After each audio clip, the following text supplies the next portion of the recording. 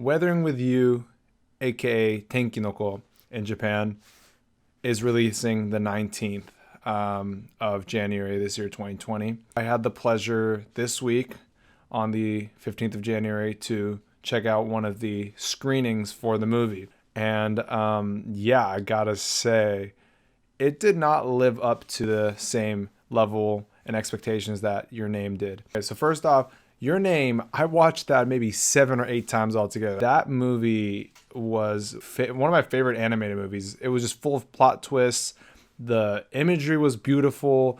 I think the plot was very well done, and there was meaning to everything, and it was just a beautiful romance story sprinkled with some action and some comedy and whatnot. Basically, the same director that made that movie made this movie, which is Weathering with You, Tenki no Ko. First off, I don't want to spoil too much, but I want to kind of give the plot.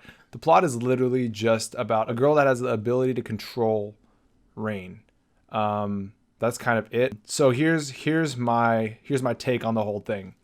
The animation style on this one is definitely up to the same levels as Your Name.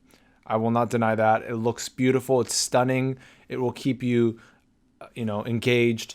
The music, again, is very similar style to Your Name, and it is pretty catchy as well. But the first thing that I did notice was that right off the bat, this plot just didn't have as much deep meaning and, engagement as Your Name did. I think that this movie just kind of threw a lot of stuff at you. They throw a lot of things. They throw a lot of characters, a lot of plot, and a lot of build up, but they don't give it any sort of context before, or they kind of start giving context later on, and I think it's a little more far-fetched than Your Name was, even though Your Name was also pretty far-fetched, but I just think it was going off of a whole different vibe, and so I don't know. It was a little weird. Structure in this movie. The structure is the same exact structure that Your Name had.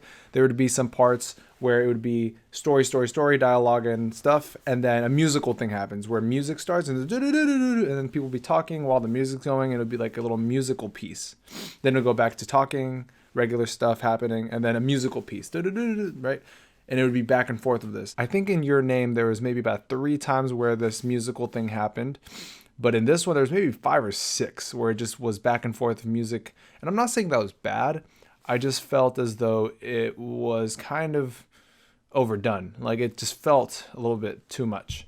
And the characters in this one, oh man, there's a lot of interesting characters. I think they added a lot more interesting characters in this one than the first one.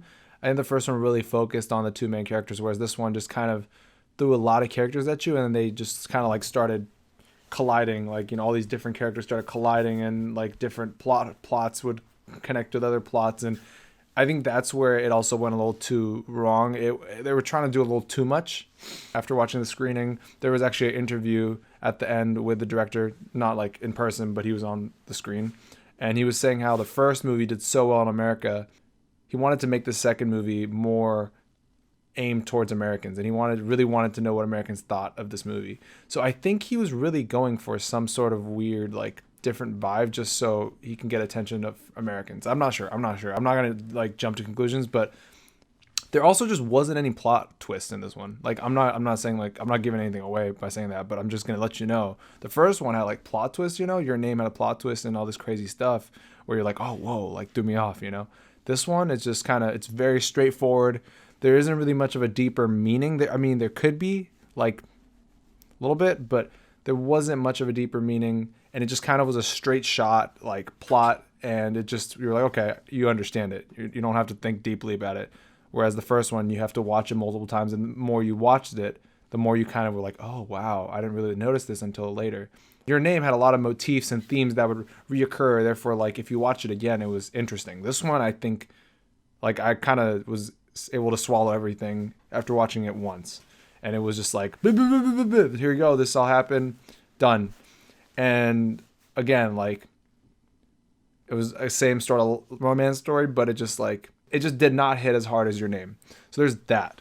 With that all being said, I have to say that it was still a great movie. I still think he's a great director, and the animation style he has is wonderful.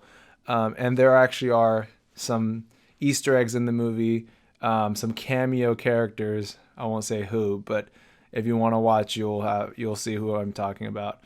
And it's a pretty good movie. But overall, I think I'm gonna give this one a 7.5 out of 10 because it didn't hit hard for me. Like it didn't make me feel like, oh, I want to watch this one more time. Like maybe I will just to like get it in and soak it in again. But it's not like the first one where Your Name I've watched like 6 to 7 different times because like it was so good to me. So that's my take on it. All right, well, you guys check it out. Obviously, if you love his work, this guy's work, and if you liked Your Name, then definitely check this one out because it's worth a watch. And yeah, I will see you guys on the next video. Peace.